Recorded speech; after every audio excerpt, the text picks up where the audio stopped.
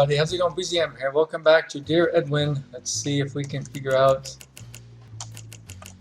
Okay, where to go next now? Do I need to go to a bakery? Let's see. Okay, let's see. What is everybody waiting for the queen or what? Let's see. Excuse me, ladies. Might I ask what all the commotion is about?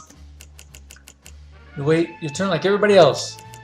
You certainly don't look like you need it anyway. Besides, we were here first. I beg your pardon. Oh, stuff it, Edna. You've only got one at home. I have 4 little mouths waiting on this. If I could just interject for a moment, both of you can shove off, for all I care. There ain't enough to go around anyhow. Is anyone here who might tell me what is going on? It's loaf day, sir. They always get this on their loaf day. Loaf day? What a peculiar name, and what might such a day entail, young one? This shop belongs to the local baker, sir. At the end of the week, the loaves that didn't sell are put out dirt cheap, you see. Stefan, come away from there. You don't know that man. Back away, you bottom feeders. One at a time now. You, sir, Mr. Baker, might I have a word? You can't say I'm busy? Come back later. Time is not an ally at the moment, I'm afraid. Don't know what to tell you then, friend. Until the mob is gone, I've got my hands full. Offer to buy the bread. Okay, I'm not going to fire my gun into there. Perhaps I could offer to purchase all of your trades for the day, to include your fresh stock. Oh no, you don't, uptowner. Coming in here with your fancy speak and your fancy clothes. We need this bread to feed our little ones. I'll be damned if I'm going to let you come in here and buy it all just to get a word with the baker. I'm afraid you misunderstand my intentions, madame. I need to purchase the bread with a lot of you. How many loaves do you have, sir? And are you off your nut, man? You really intend to buy me out of everything? Once more, my good man, how many loaves do you have? 10 dated, 30 fresh. Be 2 silvers for the lot. Very well then, 2 silvers it is. You know all these women. I take it. Their families? Everyone. It is a small district, sir. Indeed, please see it to let these goods are distributed evenly among those present, based upon their family needs. No one child should go hungry. Very noble act indeed. Yes, of course. Wow. Awesome, dude. I want to apologize for how everyone was acting before. It's not easy for life sometimes, you see. Please think nothing of it. Thank you, mister. Oh, that was nice of Edwin. You demand, Edwin. Okay, let's go talk to this guy now. That was a mighty kind thing you did, Mr. Vayne. Now imagine those people will soon forget it, neither will I. So I know who I am then. A lot of people know who you are, Mr. Vayne. You are a bit of a celebrity in this city after all. Well, that was a very long time ago. Some things are not so easily wiped away. I wouldn't be surprised if others noticed that little scene you just made either. If you were intending to keep a low profile, you might want to change your method. I was hoping you and I might have a word.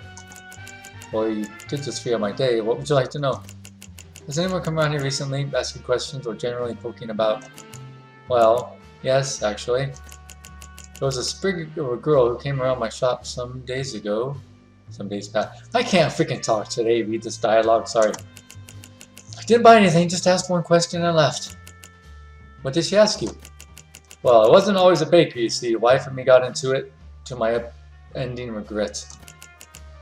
And before you were a baker? I worked for the city, helped with the construction of this district, actually. Mostly the sewer and pipelines that run underground. Odd how she knew that. I can't recall seeing her before. What precisely was she after? Wanted to know if I still had any of those old drawings left. I could tell she wanted them real bad. And given an animal sucker, I told her she could have them for a silver. Surprised me how quickly she tossed it on my counter. Useless thing, really. Why would you want a layout of a sewer system? Very interesting. Thank you very much for your time, sir.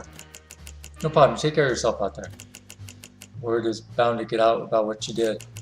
Not so many people around here like you, much after, well, you know, can't be too careful. I will keep that in mind. Thank you for your assistance in this. Okay, now where do you suppose I'm supposed to go next here? Did I talk to her already? Oh, they're careful. Okay, yeah, okay, still ain't safe around here. What do you want? Keep an eye on things when the cops are too busy checking it. Okay. So I don't think I can go. Okay, can I go? See, I think I talked to her before. There's a rat in this corner. Okay, Nothing else over here, I don't think. Wait, okay, same as before. Okay, is this kid over here still hiding because he doesn't want to eat dinner? Yeah, I think so. Yep, okay, alright. So let's, oh hey, can I go in here? Well, look at this. Oh, damn, okay. Holy crap, I just got down the store. My, what an interesting smell we've discovered. Okay. It's pretty cool. Oh, hey, was there anything in there? Oh, damn, I go in there? Holy crap, someone's got a bed in here. So, Nora, this is where you've been hiding all this time. Wow. Poor girl. Oh, I've gotten by just fine, thank you very much. Oh, damn. Nora, thank heavens you're alive and safe. I see you are still cross with me then. I had thought with your letter that we might... I wrote to you because I couldn't think of anyone else. I certainly didn't wish to see you. Nora, It doesn't matter now. You're here and I need your help. Very well, child. Please fill me in on everything you know up until this point. Might take a minute. I see. Then let us return to the owl so that we might speak at leisure in greater comfort than these sewers can afford. Cool, man. Back to the owl. Come here, spend the last thing on my mind. Okay. So how did you first come to believe that your father's death was no accident? Thoroughly no. You must leave nothing out. I remember how this works, Reddy. Nora, you know how I despise that nickname. Yes, I know. The day of the crash, my father was agitated. He had just come home from the pit and he was in a bit of a hurry. He hardly took a moment to say hello, which was very unlike him. When I asked him what was on his mind, he just mumbled to himself and continued moving about the house. What was he doing, precisely? Packing, but not his luggage. Edwin, father had come for his guns. Warren hated firearms. He rarely carried one with him. Exactly, so you can imagine how scared I got when he wouldn't explain what was going on. What happened next? He left. He mumbled something about needing to see the Queen. It was a matter of national security. He said absolutely nothing else. As he walked out the door, he shoved a book into my hands. He told me to keep it safe, and should anything happen, I should seek you out and give it to you. Really? He told me to trust no one, and then he was gone, and that was the last time I ever saw him. I'm so very sorry, Nora. I should have been here. You're damn right you should have. Where were you, Edwin? He was never the same without you around. You knew this. You should have been there to help him. I know, Nora. I know. Why did you leave?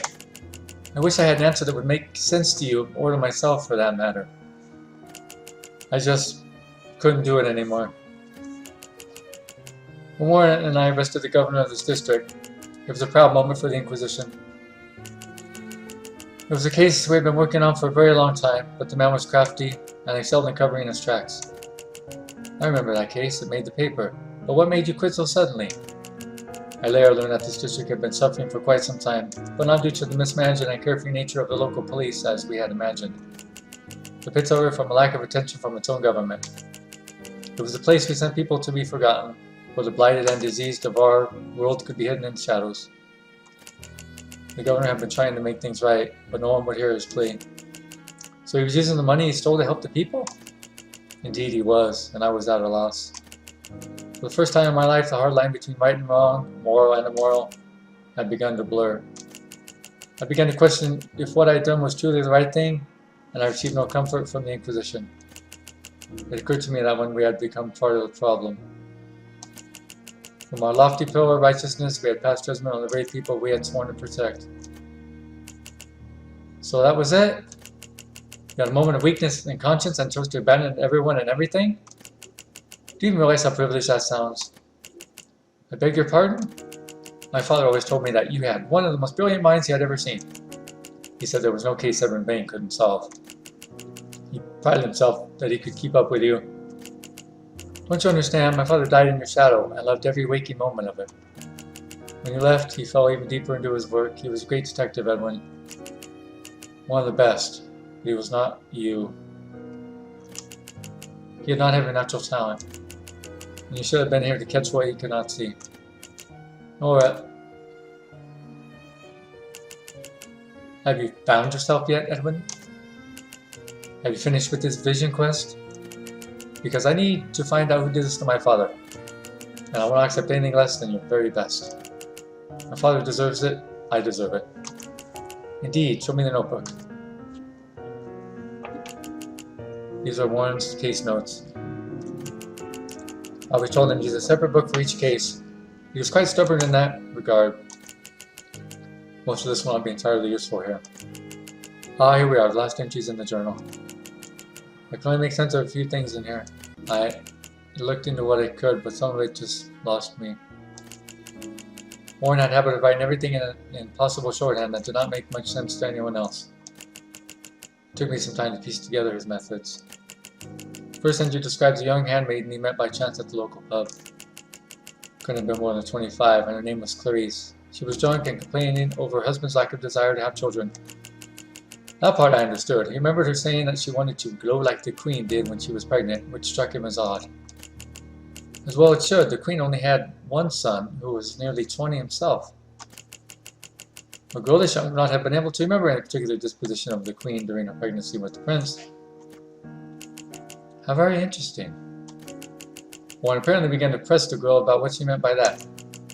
She grew frightful and hesitant, which, given her drunken state, he took to mean she had revealed something she was not meant to.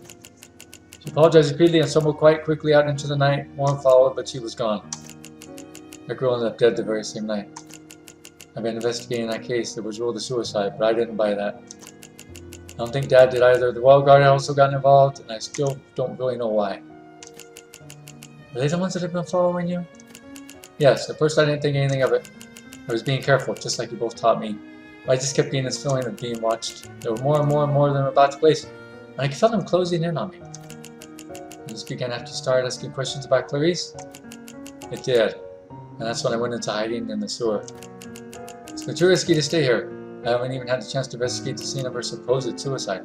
I got the letter out as soon as I could, and I've been keeping tabs on the movement of the guard. They all seem to answer to a man called Gerhardt. Gerhardt, you say? You know him? He is the captain of the Royal Guard. Your father and I came to know him quite well, as it was typically he who would oversee assignments handed down to the Inquisition. There's never been an occasion for him involved in a case personally. Yeah. How very peculiar indeed. Did you see the newspaper clipping? We know when a falls victim to sudden illness, insects blamed for mysterious virus.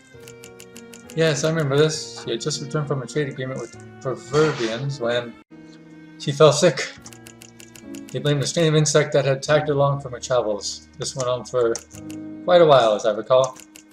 So long, in fact, that the nobles had begun to consider it an emergency coronation of the prince. He was entirely too young. I think it may have been 11 or 12 then? Yes, and as I recall, you were more concerned with your school studies than matters of court. You were hardly a man then yourself, and father was always insistent about my studies. I want so badly to make him proud. He was a child. I can assure you he was. Anyway, that was a very long time ago when the Queen got better. Well, what would that have to do with this case? You know, if we can read today. A valid question, to be sure. There's not much else here, really. A description of a tenement door in the west wing of the pit, and a singular phrase underlined twice. Queen's chloroform? I haven't been able to move freely enough to investigate its true location, since I was completely lost on the word. Chloroform, isn't that a pesticide?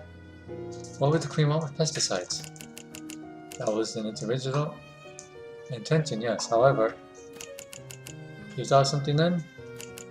Still a bit clouded, actually, though there's clearly foul play afoot.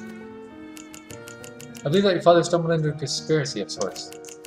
The good captain is involved. It is one that I fear may extend all the way to the crown. I do not yet understand the full complexities at play here, but we soon shall.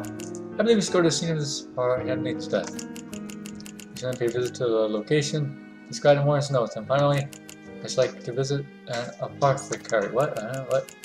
An apothecary. Are you feeling well, Edwin? Quite. I have a theory that I would like to verify, as all. Shall we go, my dear? Where to first? It makes no difference, so we must make haste. The Queen herself is due to visit the district later today, and if my theory is correct, we should very much like to attend such an event. Well, let's get to it then. Okay, well, I'm going to leave it right there for part 2 and save it, and I will see everybody soon for part 3. Thank you very much. Hope you've enjoyed it, and I'll see everybody soon. Bye.